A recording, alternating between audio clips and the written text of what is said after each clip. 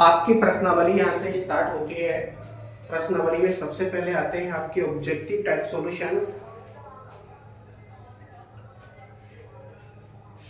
इसमें सबसे पहले प्रश्न दे रखा है आपको, निम्नलिखित में से धारिता का मात्रक है।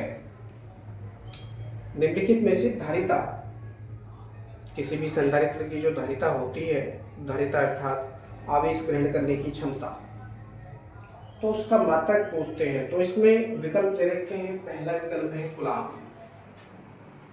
पहला विकल्प क्या है? कूलाम है। दूसरा विकल्प क्या है? दूसरा विकल्प है आपका इसमें एम्पियर।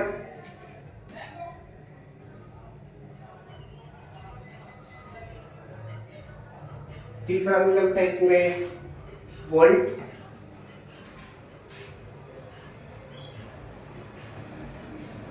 और चौथा और अंतिम विकल्प है इसमें कूलाम प्रति वोल्ट।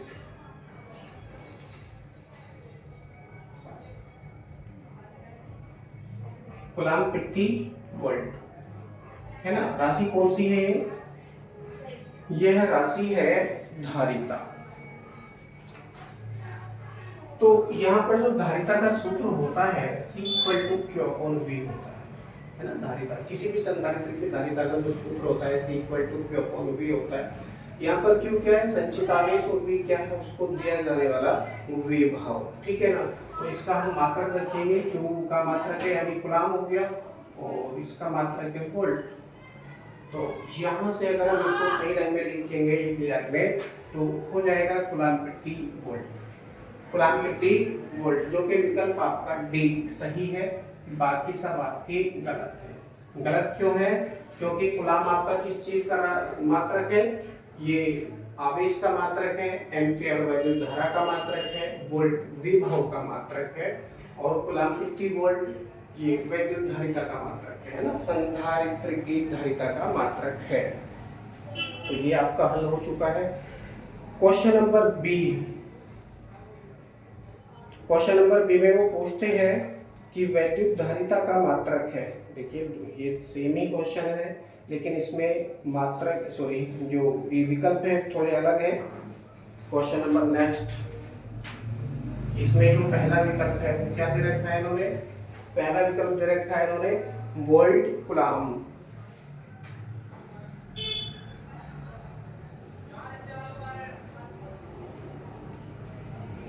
Volt coulomb. दूसरा विकल्प इन्होंने दे रखा है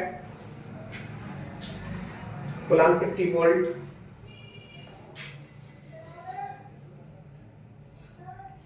कूलाम प्रति वोल्ट।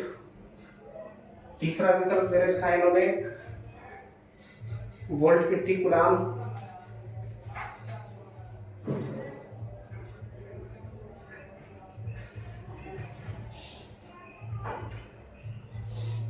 वोल्ट प्रति कूलाम।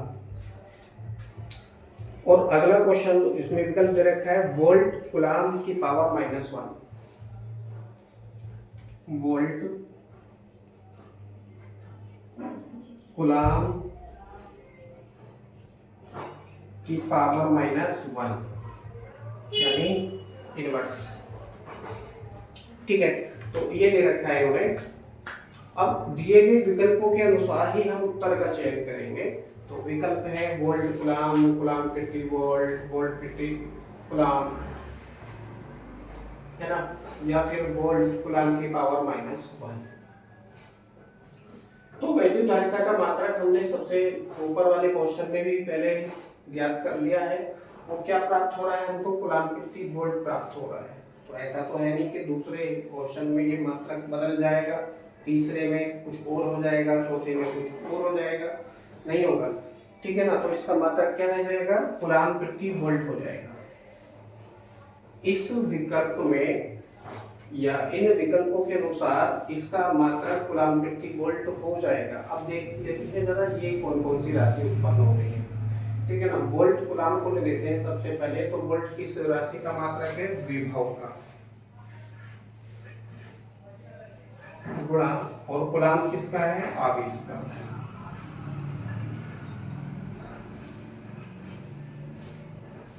यानी v इंटू क्यू, ये कौन सी राशि बन रही है, v इंटू क्यू वाली।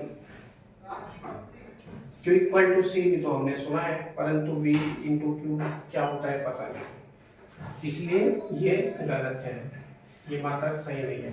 कूलाम प्रति वोल्ट सही मात्रक है, ऊपर वाले से हमने ज्ञात कर लिया है। नेक्स्ट क्या आता है, वोल्ट प्रति कूलाम।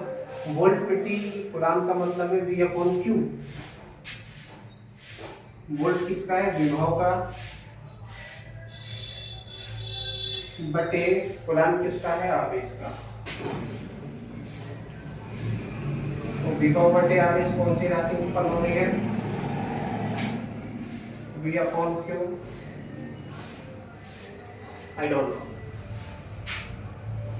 तो ये भी गलत है। वोल्ट कूलाम की पावर -1 है।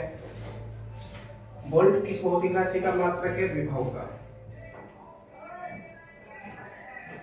और कूलाम किसका है, आवेश का।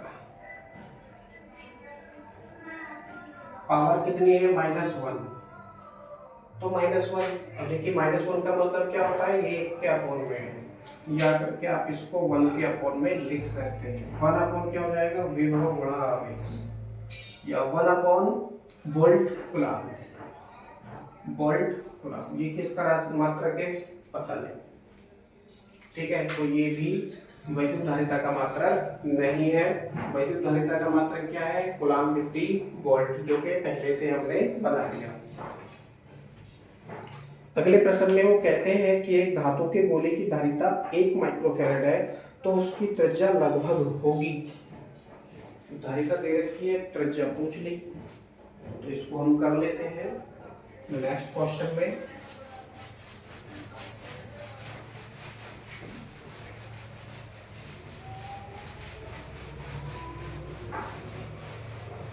बहुविकल्पीय प्रश्न है, तो इसमें ज्यादा थ्योरी लिखने की आवश्यकता नहीं है, डायरेक्टली सूत्रों का प्रयोग हम करेंगे।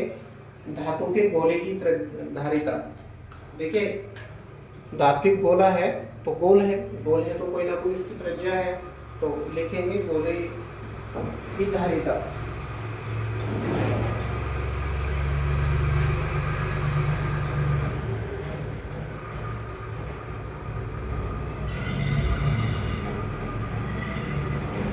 सूत्र है C equal to 4 pi epsilon 0 into capital R. Capital R मैंने क्या माना है, उसकी त्रिज्या मानी है, इसको आप लिख सकते हैं।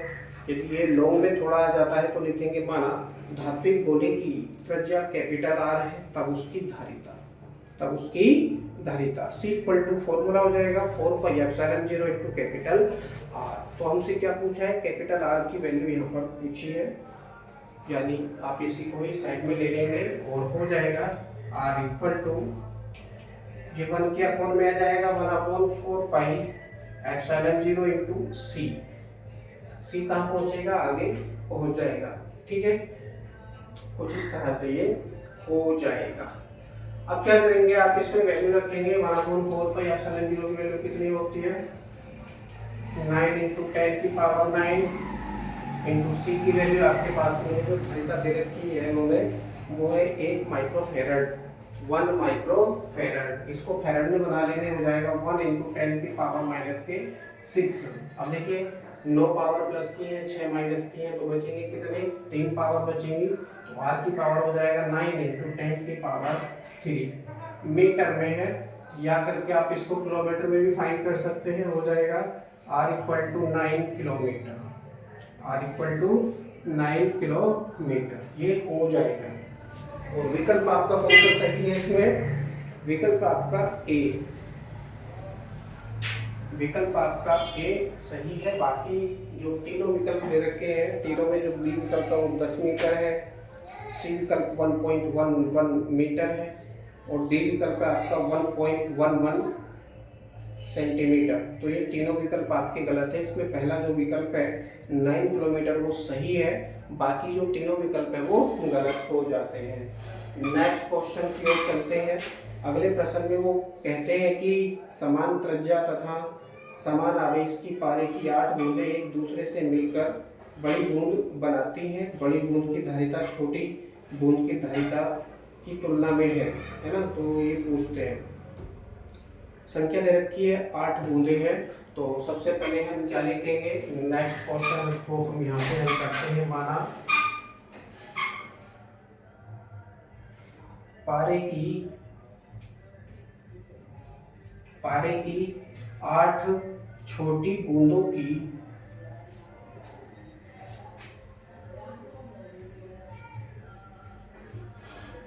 त्रिज्या, अब छोटी बूंद के लिए कर रहे हैं तो छोटा आर कर लो, तथा इनसे मिलकर बनी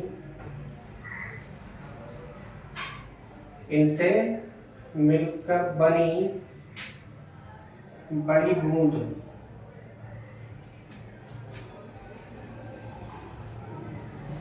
की त्रिज्या क्या है, कैपिटल आर है। तब अब देखिए क्या नहीं बदलेगा, जब छोटी बूंद है, छोटी 8 बूंदे हैं और मिलकर एक बड़ी बूंद का निर्माण करती हैं, तो इसमें क्षेत्रफल परिवर्तित हो जाएगा। छोटी बूंदों का क्षेत्रफल कुछ और रहेगा, बड़ी बूंद का क्षेत्रफल कुछ और हो जाएगा, परंतु उनका आयतन परिवर्तित नहीं होगा। जितनी भी 8 छोटी बूंदें हैं मिलकर एक बड़ी बूंद का निर्माण कर रही है, तो 8 छोटी बूंदों का आयतन बराबर एक बड़ी बूंद का आयतन। ऐसे करके हम इसको सॉल्व करेंगे। लिखेंगे एक बड़ी बूंद का आयतन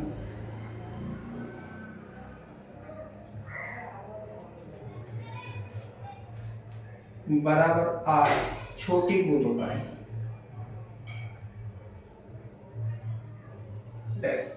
मतलब समझ लेना, 8 छोटी बूंदों का आयतन लिखा है वहां।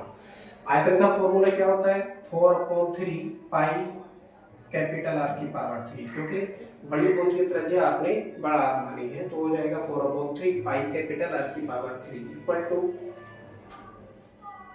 8 into 4/3 पाई स्मॉल आर की पावर 3।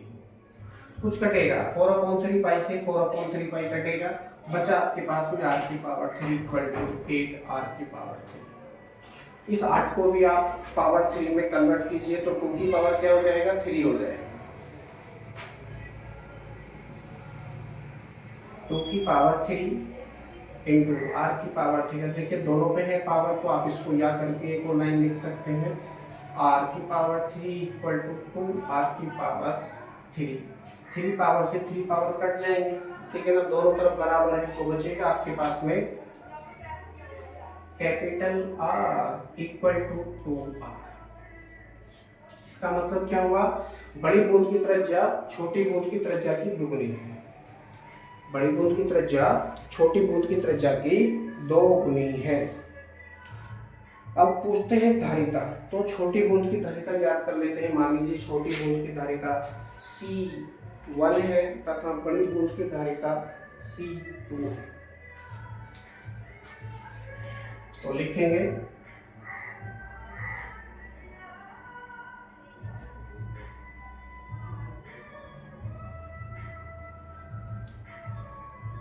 छोटी बूंद की धारिता C1 इक्वल टू, फॉर्मूला है 4 पाई एप्सिलॉन 0 इंटू आर।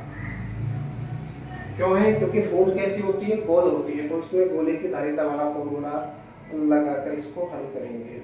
हो जाएगा C equal to 4 pi epsilon 0 into r, ठीक है ना। तो ये इसकी धारिता हो जाएगी। मात्रक लिखना चाहो लिख दो, नहीं लिखना चाहो मत लिखो, फैराड। छोटी बूंद क्या होगी, अब देखिए बड़ी बूंद की लिए धारिता ज्ञात कर रहे हैं, तो हो जाएगा C2 equal to 4 pi epsilon 0 into बड़ी बूंद की त्रिज्या क्या मानी है आपने, कैपिटल आर मानी है, तो इसके स्थान पर क्या हो जाएगा, कैपिटल आर। ठीक है, इस कैपिटल आर की वैल्यू जो आपने 2r प्राप्त की है, 2 इंटू छोटा आर वहां रखेंगे, और ये हो जाएगा C2 equal to 4 pi epsilon 0 into 2 छोटा आर, तो इंटू छोटा आर। ठीक है, अब इसको चाहो तो समीकरण नंबर 1 बना लीजिए, इसको चाहो तो समीकरण नंबर 2 बना लीजिए। मात्रक फैराड है, इसका भी फैराड, ऊपर वाले का भी फैराड है, तो क्या करेंगे, तुलना करेंगे, समीकरण 1 व 2 की तुलना।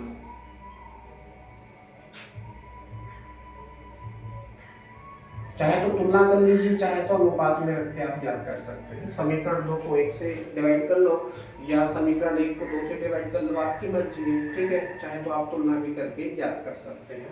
तुलना करेंगे तो क्या प्राप्त होगा, देखिए C2 से ही तो आप तुलना कर लीजिए, 4 pi epsilon 0 into are.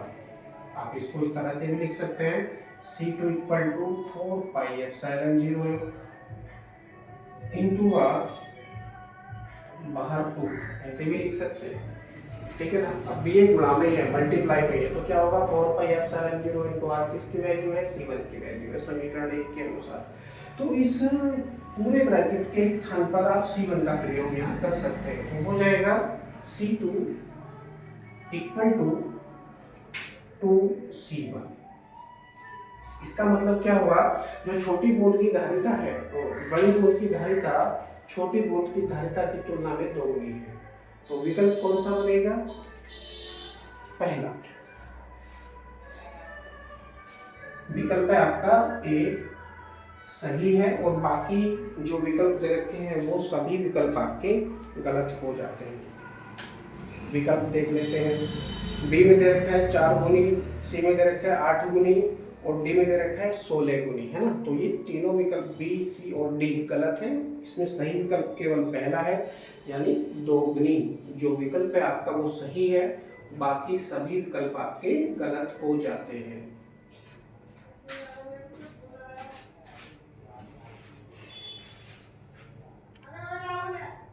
Okay, 16 minute की वीडियो हो चुकी है, बाकी चलो अगली वीडियो में देखिए, छोटी छोटी वीडियो बनाएंगे, ज़्यादा अच्छा रहेगा।